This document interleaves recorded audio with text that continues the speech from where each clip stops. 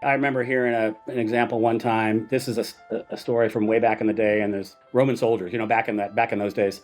The Caesar, whoever the big shot was walking by this one soldier who was looking out of place and sloppy and not dressed right and not paying attention. And he said, "Soldier, stand up, clean up, blah, blah." And then he left, and then he came back again, and that same soldier was messing around and not looking appropriately, blah, blah, blah. 3 or 4 times went by, and finally then the general says to the soldier, "Listen, you either change your name or change your behavior, because like what you're doing is not consistent. So for men out there, change your name, meaning don't think you're being a man. Do not claim that you're a man if you're going to be doing these things. Change your name or change your behavior, because you're ruining it for the rest of us, and you're ruining it for this world."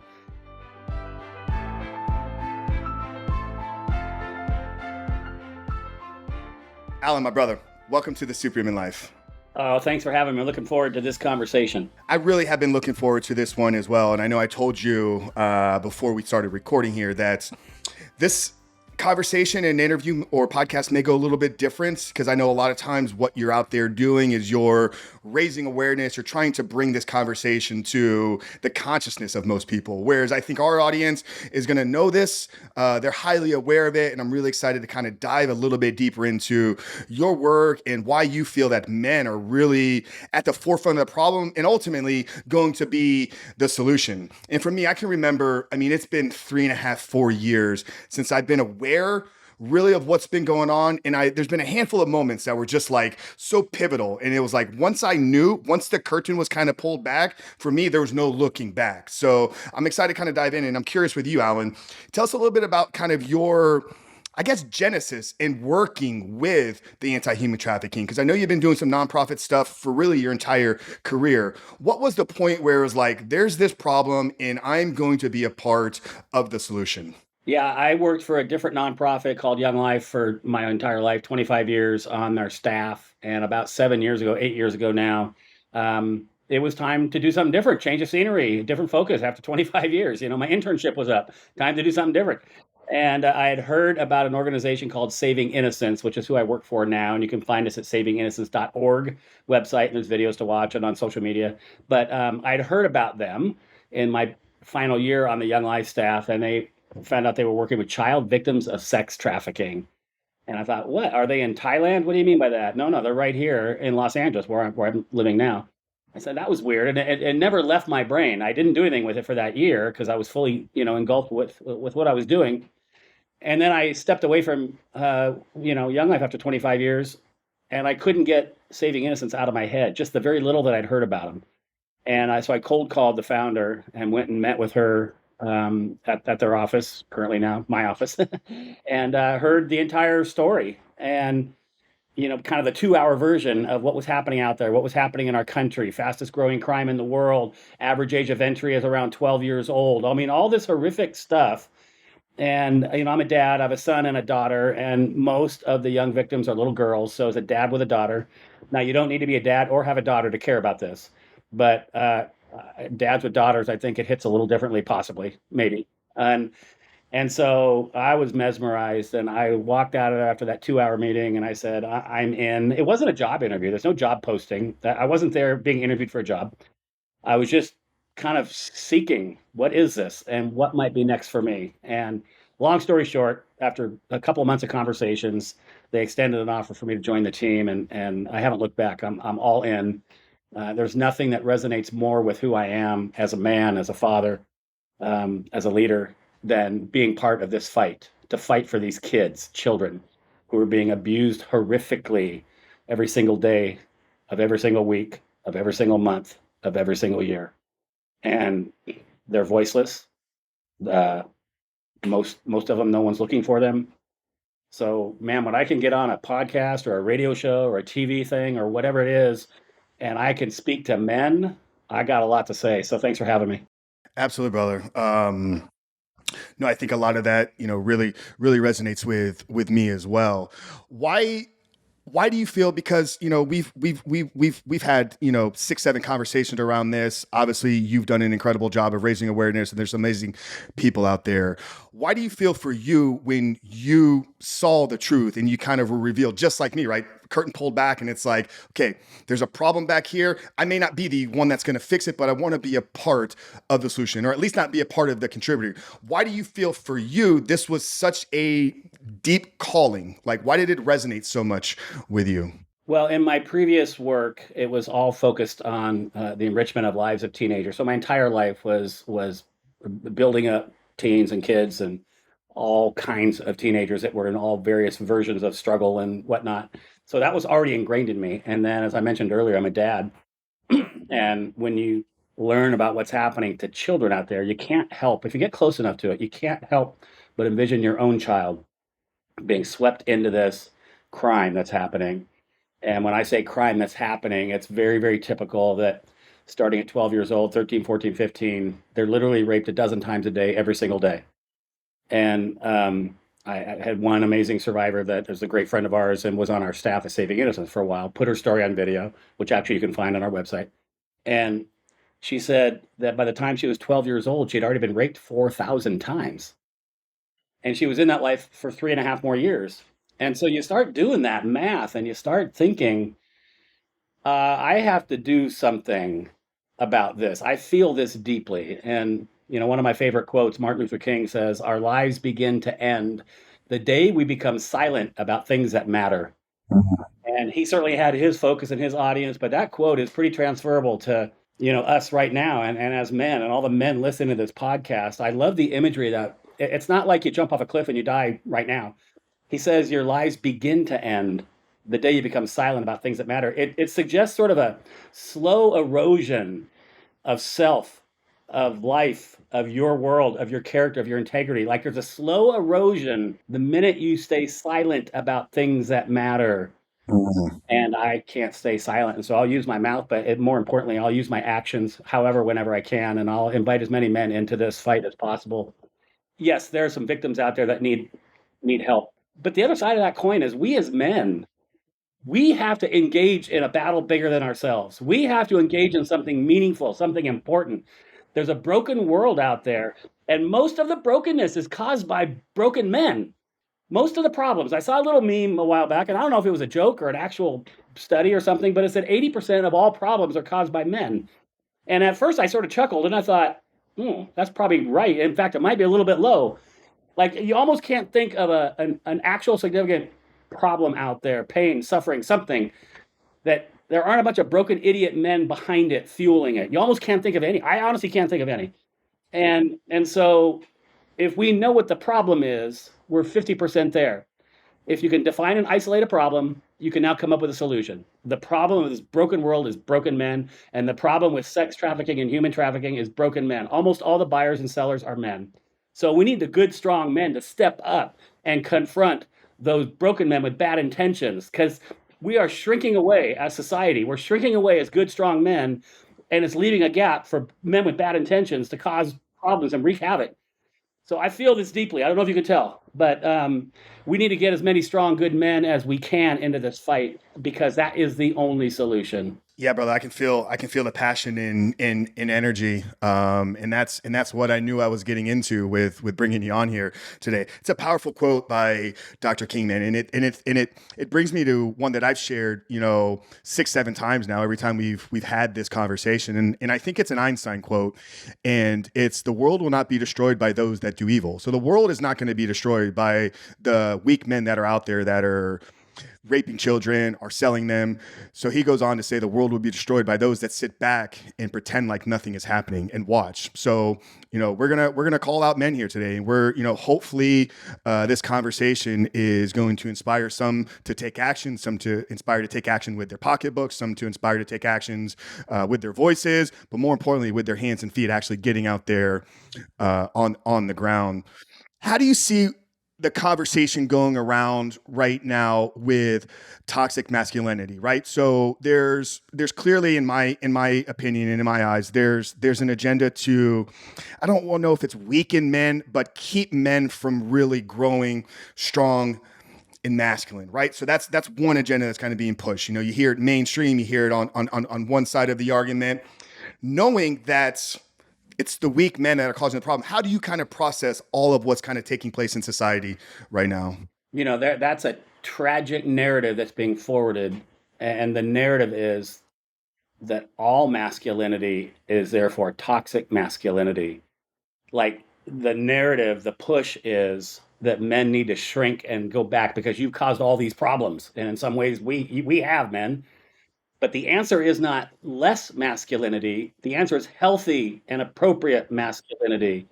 The tagline of the book that I'm sure we'll talk about, "Men Fight for Me," and it talks about the role of authentic masculinity um, in ending sexual exploitation and trafficking. So there's an authentic version of masculinity that's out there that's necessary, and it just drives me crazy that men are passive, weak men are being led around by their nose, and the answer that is being submitted for us is to step back, shrink back, be less of a man. And absolutely not. That is not the answer. The answer is to be more of a man, be a strong man, be a powerful man. Use your strength and your power appropriately. Use your strength and power to bring healing, not hurt, not wounds, not oppression. Use it appropriately. And we talk about it in the book and give a lot of examples, but that's the answer. And to answer your question, it drives me crazy. I hate that this word toxic masculinity it's been just replaced for masculinity. Mm-hmm. Masculinity is toxic masculinity, says the narrative. And I say absolutely not. There's a healthy, positive version that the world is in desperate need of.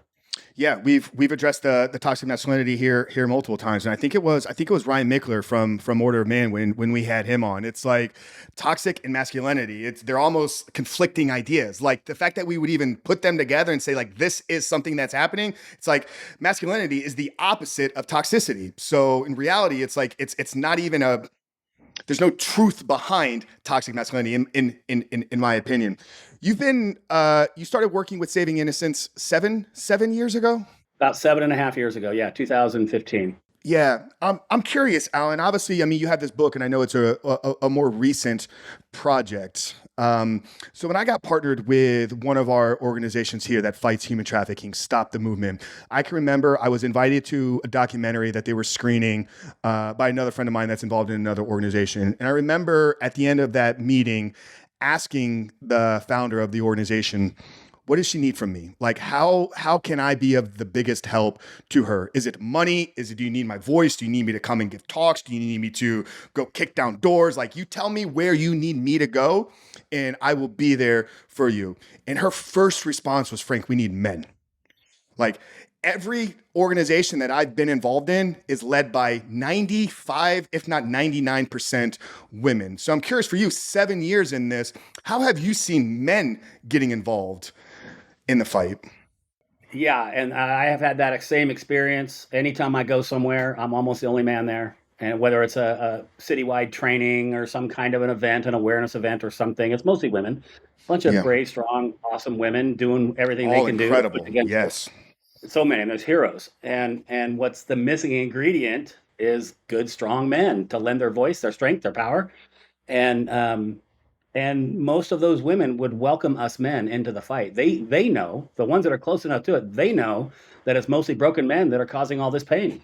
So we are welcomed into it. Men, you're invited into this fight. And I get asked that question all the time. Well, what can I do? And I certainly have a list of things that you can do, but I don't want to answer right off the bat. I want to push it back on whoever's asking that question. I say, I don't know. What can you do? Like, who are you? What do you know? What do you do? What are your skills? Do you have any money? Do you have any talent? Do you have a company? Do you have a voice? Like, who are you? And how about your friends? What do they know? Who do they know? What's going on with them? And my answer is we need you men, whoever's listening right now, to do whatever it is you can do and bring that to this fight. So some of you own a marketing company or something. Well, approach a nonprofit, human trafficking agency and say, "Can I help you with your marketing and your graphic design?" Others of you have a podcast. You can invite me and people like me on your podcast. And like, you didn't start your podcast, Frank, so you could talk about human trafficking. You started your podcast to do a lot of things, but you can use that for this fight. And every once in a while, have a conversation dedicated to this fight. I was speaking at an event some time ago, and my daughter and her friend were at a table right in front of me. and her friend was about to get married, and she had a bridal registry, online bridal registry, like you do. And I just happened to notice I'm speaking from the stage, and I see her working on her phone, working on something, and she comes up to me afterwards. She said, "I just made one of the presents they could give to me on the online registry, a financial gift to Saving Innocence." I said, "That's awesome."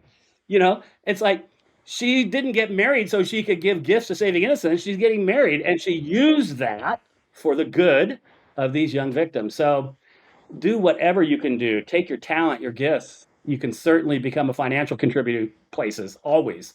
But show up. Do more than that. Lose sleep at night and think, what else can I do? And then follow your nose, follow your heart, and do that.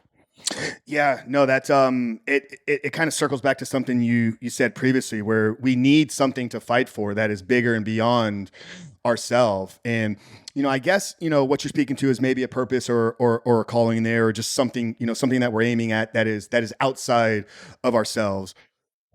How big of men missing that in their life do you feel is contributing to this problem? I That's an interesting question, an interesting slant on it.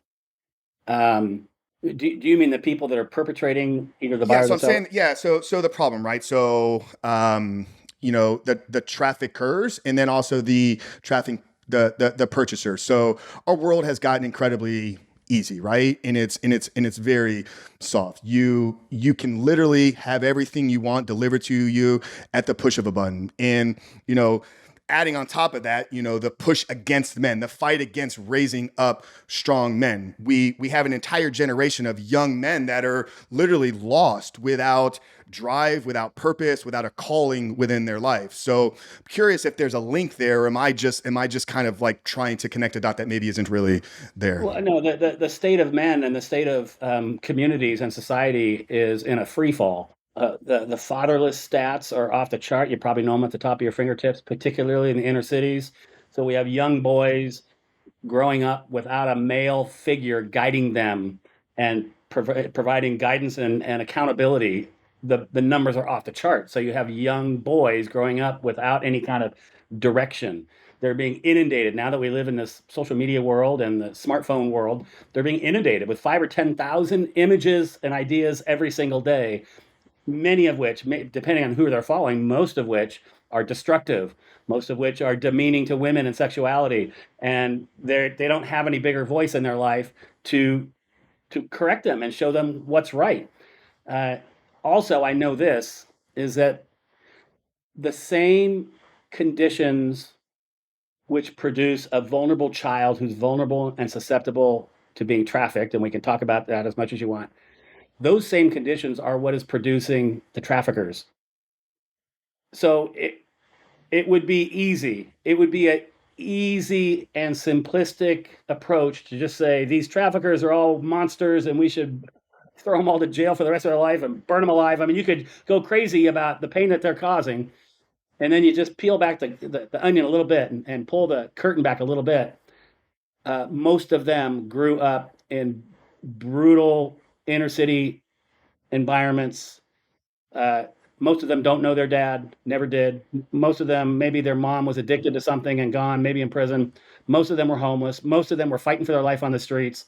And without making an excuse in any way, shape, or form, that was their conditions. And they saw the older boys in the neighborhood with money and status. And some of that came from drugs and gangs, and some of it came from selling other people.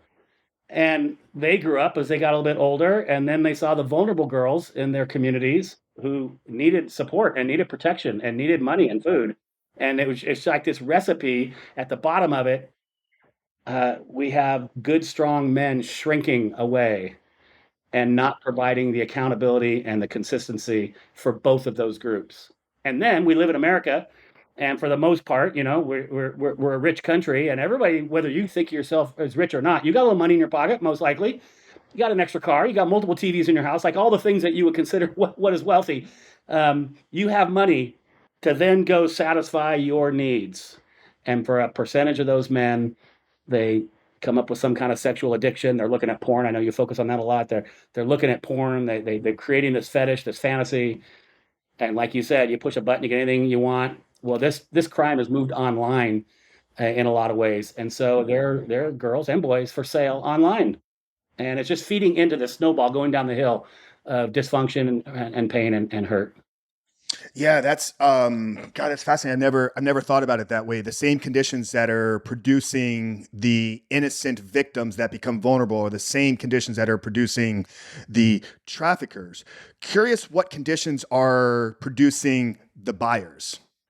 Well, in a lot of ways, there's kind of different versions of buyers. In a lot of ways, those same conditions are sending that buyer down a path, trying to heal an internal wound that was given to them as a child. They were abused in some way, or they were neglected in some way, and now they're looking for outside, kind of things that will help satisfy that. And some people go down an alcoholism road or drugs or something like that, and some people go down a sexual fetish route. A lot of the buyers, though, a lot of the buyers, maybe 50%, are what I would call situational abusers. They're otherwise normal guys. It's the next door neighbor. It's a little league coach. It's your dentist. It's a cop. It's a pastor. It's people in your community. And they've seen something online or thought about it. And they know their wife's never going to buy into that. Or they can't even bring it up to their wife. So they have these unmet, quote, sexual needs, if you will. And suddenly they're looking at things at night after hours. And then the next natural step is I'm going to go somewhere and be in the physical presence. And maybe it's a Friday night after a basketball game. You went down to your whatever city you're in and you saw whatever team you're rooting for. And you've built into your night's activities with the guys. We know where we can buy sex. And he's otherwise a normal guy. He's not this sleazy guy living in a van down by the river. Now, some of these buyers really are damaged and hurt and not functioning in society, and this is one of their outlets.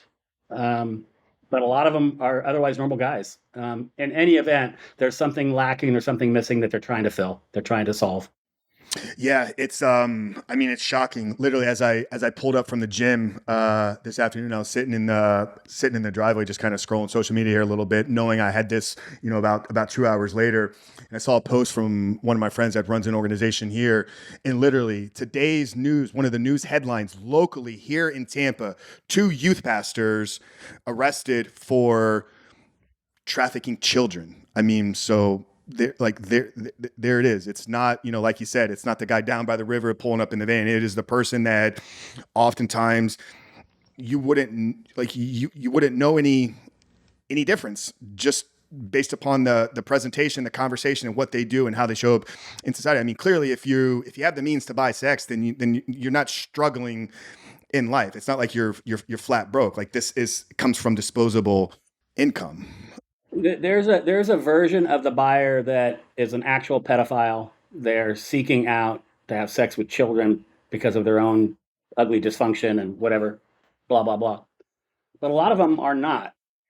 A lot of them even present as good guys. Co-author of my book that we'll talk about it talks about a lot of the buyers she interacted with, and like there's a fireman who was just kind of a lonely fireman, and for whatever reason he couldn't date the traditional way, and he would drop off money to her even when they weren't even because he's going out of town for a few days and they didn't even have an encounter, but he just wanted to make sure she was taken care of. And then there's an old man who was mourning his deceased wife. He's too old to get on a dating app and all that, but somehow he got connected with my co-author, and he wanted her to dress up in his wife's nightie. Like he's thinking about his wife. He's not even in his mind. He's not going down a really dark, ugly rape path.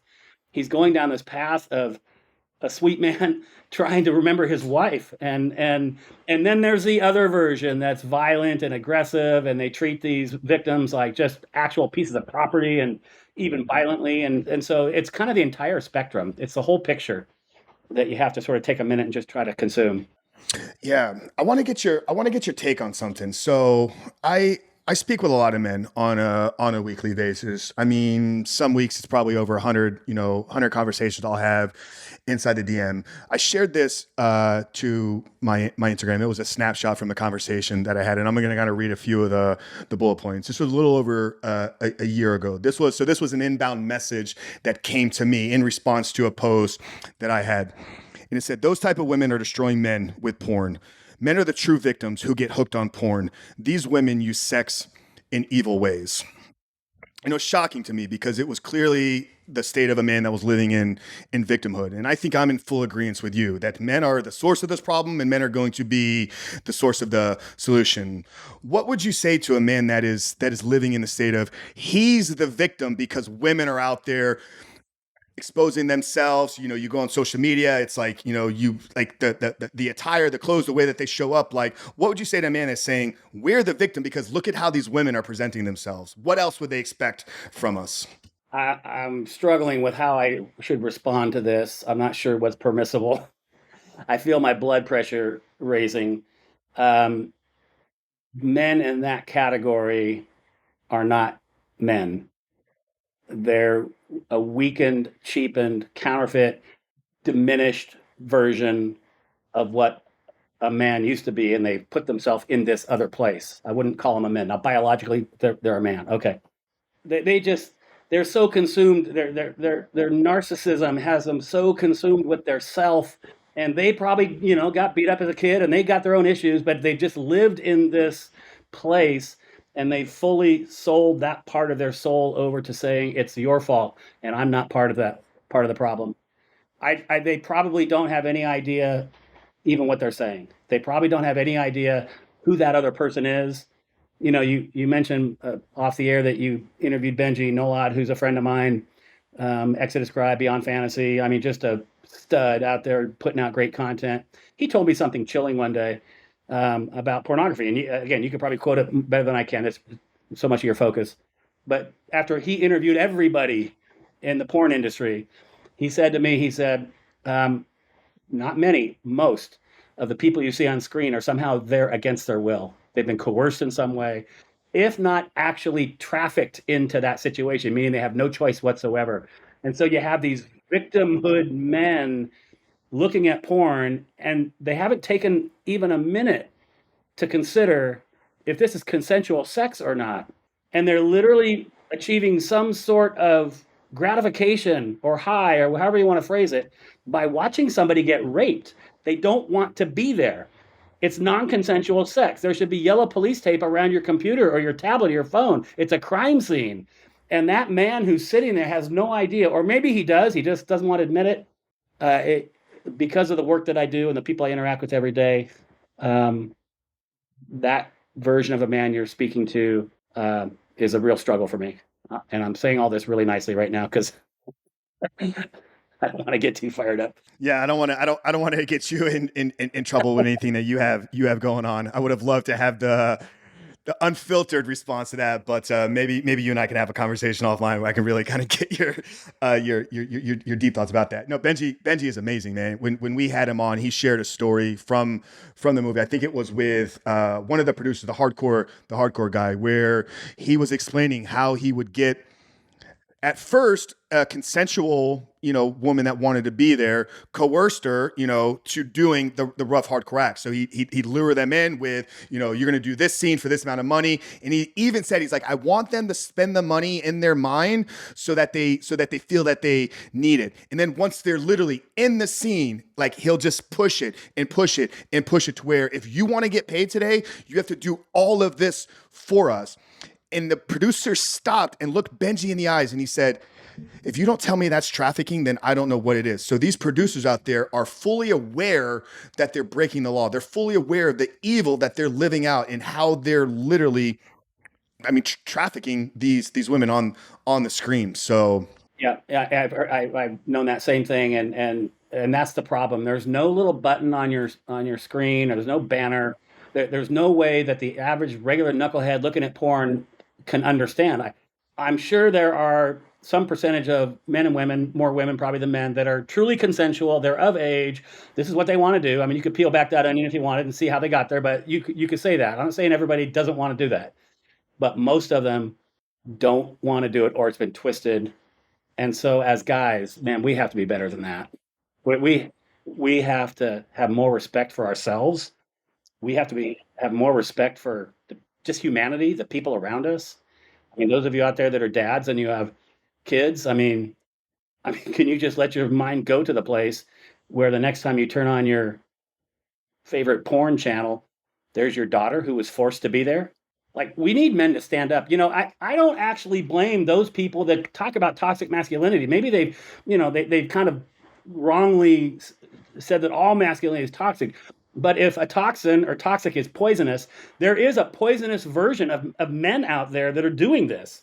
So there is some version of toxic masculinity. It just isn't all masculinity, and it isn't, quote, masculinity. It's a broken, toxic, poisonous, ugly version of men that are leading us, society, down this path. And that's where we need good, strong men to stand up and say, nope, nope, not on my watch, not now, not anywhere that I'm at. This is not going to happen in my world. Yeah, it's not toxic masculinity. It's not toxic men. It's toxic males because in kind of even a couple of things you said, it's like there's even on your media kit here, it's like what's the definition of a real man? Authentic man accepts responsibility, leads courageously, lives a life of service, understands who he is, and more important than what he does. If you're missing those pieces, in my opinion, you're not living as a man. Yeah, you may have male genitalia, but that doesn't give you just the right to call yourself a man. Man comes with responsibility and a way of showing up and living in integrity and honoring others and serving others. So in full agreement that this is a toxic male problem. It's definitely not the masculinity side of things though. I was going to say, I remember hearing an example one time. This is a story from way back in the day, and there's soldiers were somewhere, Roman soldiers, back in those days, and the Caesar, whoever the big shot was walking by this one, soldier who was looking out of place and sloppy and not dressed right and not paying attention. And he said, "Soldier, stand up, clean up." Blah, blah. And then he left. And then he came back again, and that same soldier was messing around and not looking appropriately, blah, blah, blah. 3 or 4 times went by. And finally, then the general says to the soldier, "Listen, you either change your name or change your behavior. Because like what you're doing is not consistent. So for men out there, change your name, meaning don't think you're being a man. Do not claim that you're a man if you're going to be doing these things. Change your name or change your behavior because you're ruining it for the rest of us and you're ruining it for this world." And there's a bunch of good, strong men out there that are getting wiped with a brush of toxicity and pain and all those things that were never meant to be associated with men. Yeah, let's talk about your book, Alan. Men Fight for Me. Tell us about the origin behind the book and the title and where this whole project kind of came from. Yeah, when I came to Saving Innocence, like I said, 7.5 years ago, about year 3 of that time, I went to an awareness event, human trafficking awareness event. It was on a church in LA on a Saturday, and the community was invited. And on the stage was Jessica, who is my co-author of the book, survivor herself, works at Saving Innocence with me, and then another woman named Rachel, and there's 3 or 4 others. And they were telling their version of the story, of their personal story, what had happened. And Rachel is a survivor, had a different story than a lot of others. And in the middle of her telling her story and kind of talking about her trauma, how she became suicidal and all these things that she was talking about, she then says, I, I gave up. I could no longer fight for myself. I needed someone to fight for me. And the hair on the back of my neck stood up because I'm sitting in the audience. I'm still pretty new to this. I'm trying to find where is my place as a man. Like I can lead an organization. I can raise a little money. Like I can do some things. But like, what is my bigger calling? What is my place? And now I have this trafficking survivor on the stage that I needed someone to fight for me. Couple that with the knowledge of most of the buyers are men, most of the sellers are men. The problem is men. I'm a man. Okay, here's my voice, here's my lane. And the book was born in that moment. And I then approached Rachel, who I just mentioned, Jessica, and a number of other amazing survivors I got to know. I said, I want to write a book that is focused on challenging men because we're the problem. Would you guys bring it to life? I can say words all day long, but would you guys share some of your story and bring it to life? They said, we're in immediately. They said, there's nothing like this. There's not like a survivor informed male talking to men like this. So we're in. This is so needed. Great.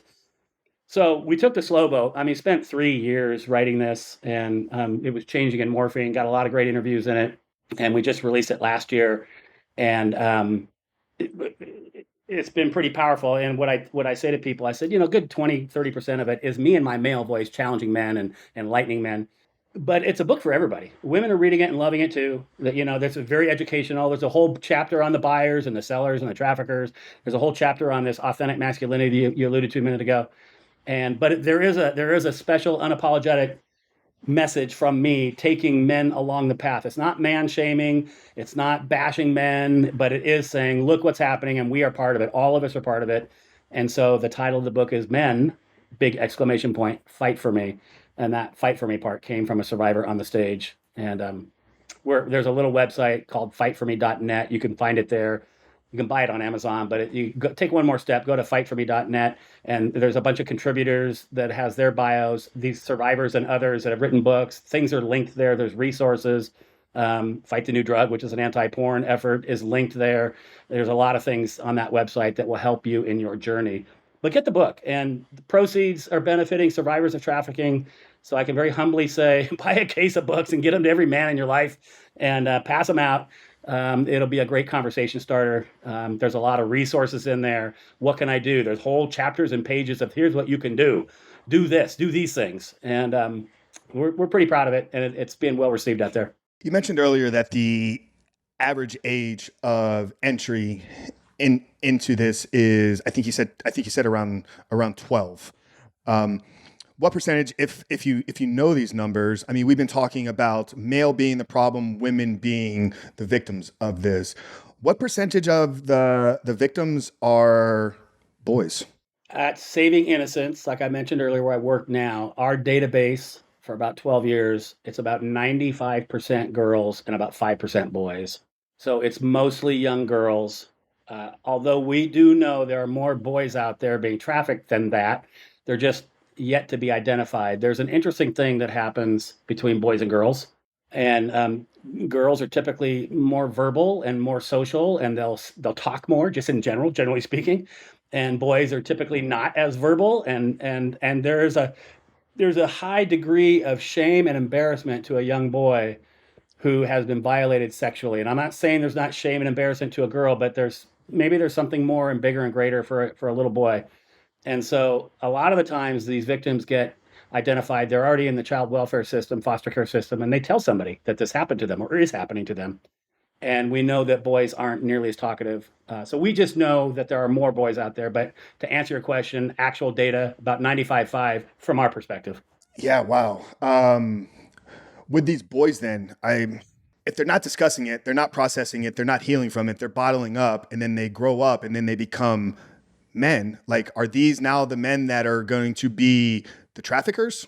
Like, is it like, does it feed itself in that way? Because I had a woman on last month, Kristen Keene from Rethreading, which is an organization based out of Jacksonville, Florida, that employs women that are in their recovery. So once they go through the trauma healing, about 6 months, they're ready for employment. She's got an organization where they knit clothing, they make other pieces of jewelry, and it gives them a place that they can feel like they're part of something big, right? But she had also had an organization in India where girls would grow up and then they'd reach a certain point, early to mid 20s. And it's like now they're kind of like used goods. But then these women become the recruiters and kind of the pimps. So it creates like a funnel, right? Like it feeds itself. Curious if that same thing is happening here with these boys or even with these girls that are like, maybe they don't find you or Saving Innocence doesn't give them a place. What happens? Because eventually, like I'm assuming, like they become used goods, right? Certainly in their mind they do. They begin to feel incredibly shameful, incredibly dirty, incredibly useless. They begin through life experience, not only what they're told, but what's done to them and shown to them. This is the only thing they're ever going to be able to do. This is the only thing I'm going to be good for. These are like their words, not mine. And so there is definitely a lane and sort of a track that they get themselves on of that downward cycle of I can't do anything else. I'm shameful, I'm used up. So I guess this is what I know. This is what I'll do. And so there's certainly it's a feeding ground. It does, like you said, a circular cycles through, and a lot of those young ones stay in that life. Now there's another stat though to interject is that the life expectancy of a child being trafficked is about 7 years unless they're rescued out and pulled out. So while many of them do get out and get on with their life, many of them will lose their life in the process of it. And those that don't get out or lose their life, a lot of them will stay in it in some way, shape, or form. Like life expectancy, not life within the industry is 7 years. Like once they're in, they got 7 years, they're either rescued or they're no longer with us. Oftentimes they are murdered They become addicted to drugs in some way as part of this process. Somebody addicts them, and so there's overdoses that are happening. One of our girls literally just got run over on the street. Open murder case. It wasn't an accident. Another girl that we knew, her pimp put her on the wrong side of the street because it was owned by the other gang.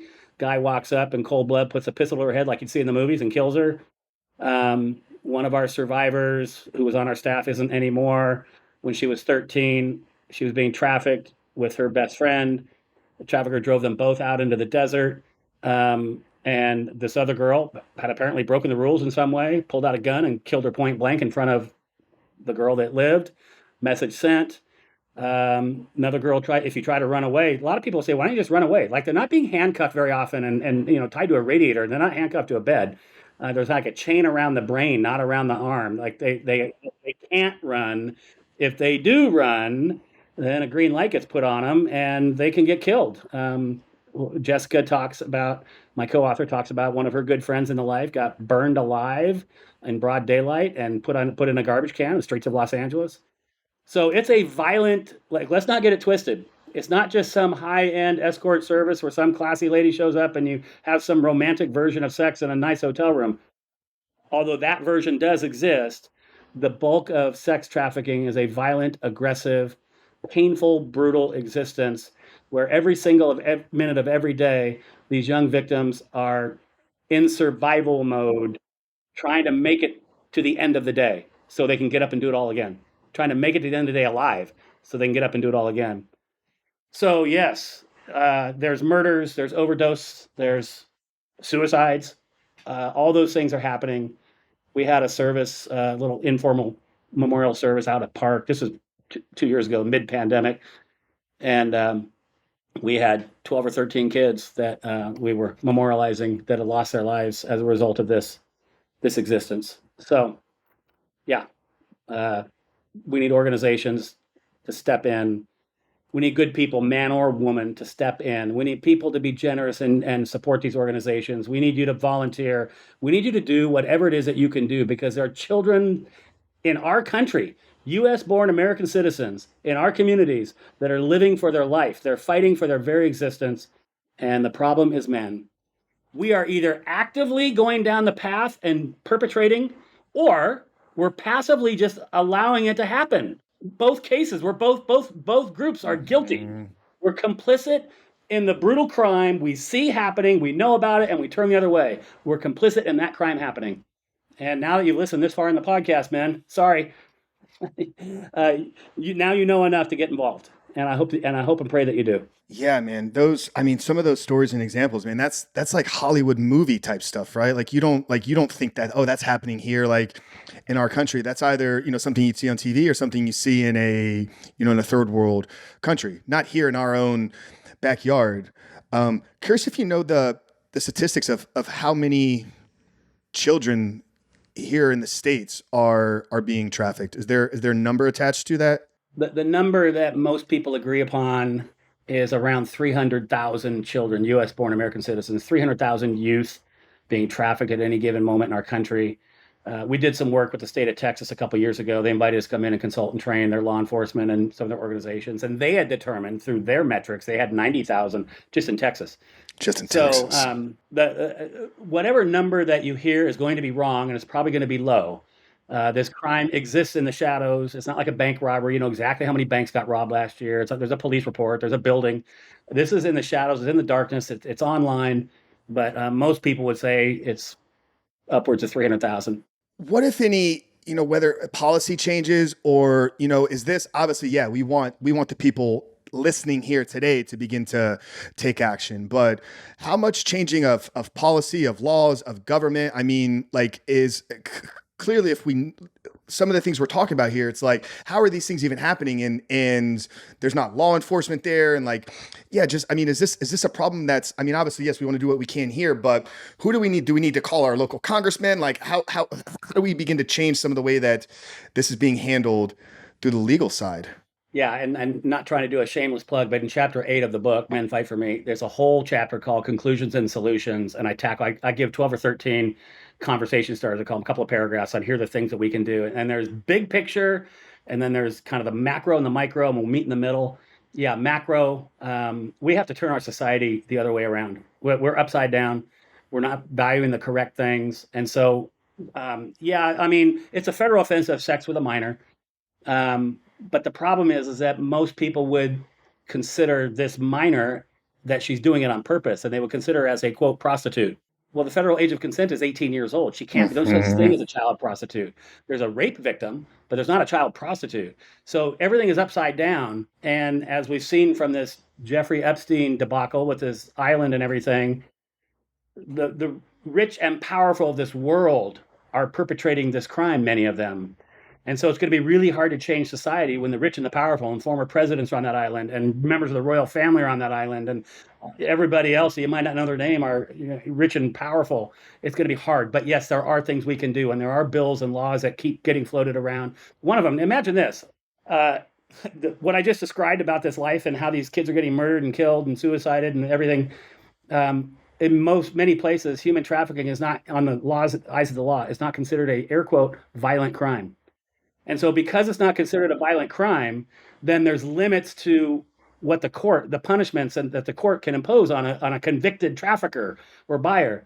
And so we have signed our name at Saving Innocence and added our logo and signed a letter with everybody a bunch of times in different counties around California that they're trying to overturn that and make it a violent crime. And it keeps failing. There's another one coming up again. So society at large is upside down like that. We need to we need to get our head straight first and see what we value, and then from that we'll follow. Yeah, let's make harsher crimes for buyers. Let's make harsher crimes for traffickers. Okay, good. We're not going to be able to legislate our way out of it. The biggest part of this work is going to happen in the heart of men. It's going to happen in your own house. We have to look in the mirror and sync up our life, put our life in sync with the non-exploitive culture we want our daughters and our wives and our children to grow up and exist in. So once we get our life in that going in the right direction, which means you got to quit looking at porn, guys, for all the reasons that we just discussed earlier in this podcast. What about, yeah, there it is. Real men don't watch porn. They do not. The kind of music, the kind of websites, the kind of things that we patronize are a lot of them are feeding this dark, ugly beast.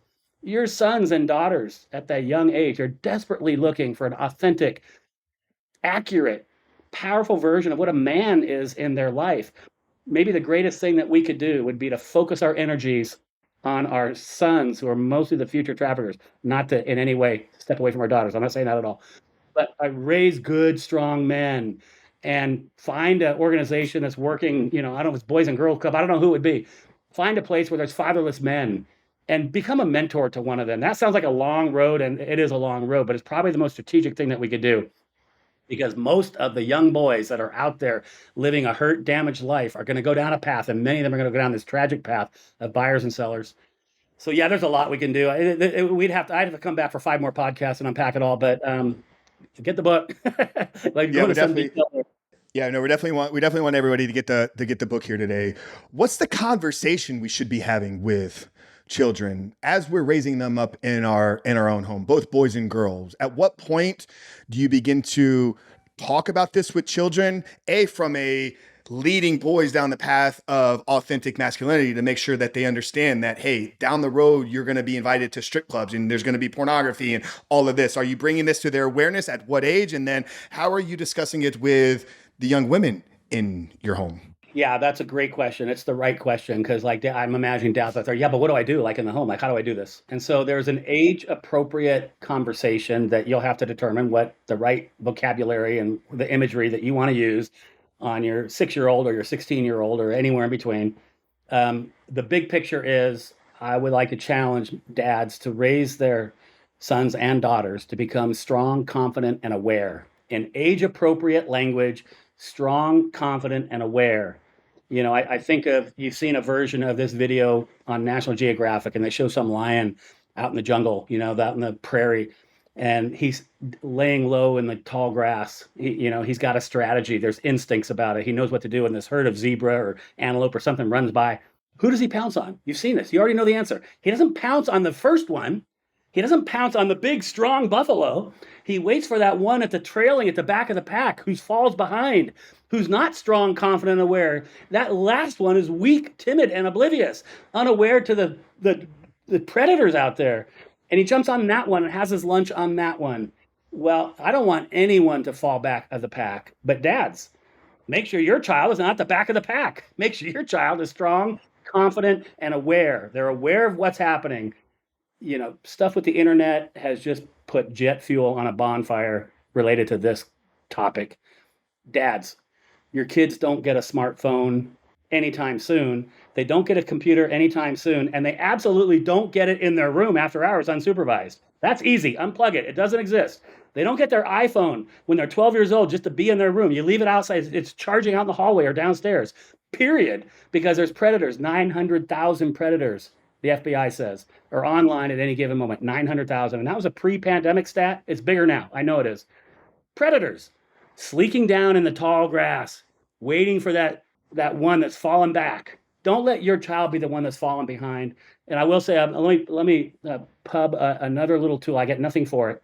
There's just a friend, Rachel, who I mentioned, who said I needed someone to fight for me. She's a survivor leader out there doing great stuff, and she created a series called the Cool Aunt series. You can find it on coolauntseries.com. She's a cool aunt. A lot of times parents don't know how to communicate, have these sensitive conversations. And it's about an 8 or 10 short video segment that walks through the idea for teens, all teens. Every teenager should watch this with you as a parent in the room if you want, or let them watch it and watch it together however you want. And these little 5, 6, 7, 8, 9 minute videos walk through all the tactics of these predators, all the risk factors. She tells her personal story, all those things. It's a phenomenal tool. It's a for-profit. She's trying to pay the bills. Go spend the money, whatever it is, $100, I think. You got a little news list. You'll stay in touch, and go to the coolauntseries.com. That's my answer every time somebody asks that question. What do we do? What do we say? Get to coolauntseries.com.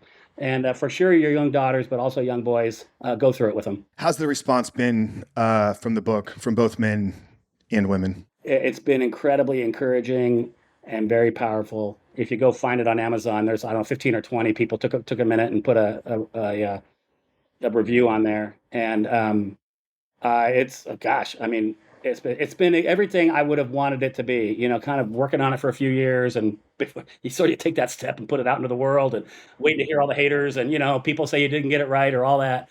And we've heard nothing but how powerful it is, and what a great tool it is to talk to primarily your sons. And I'm honored to be part of it. And really, the stars of the show are these 5 or 6 amazing survivors that bring it to life. But then my male voice with a thread holds it all together. Have you had any pushback?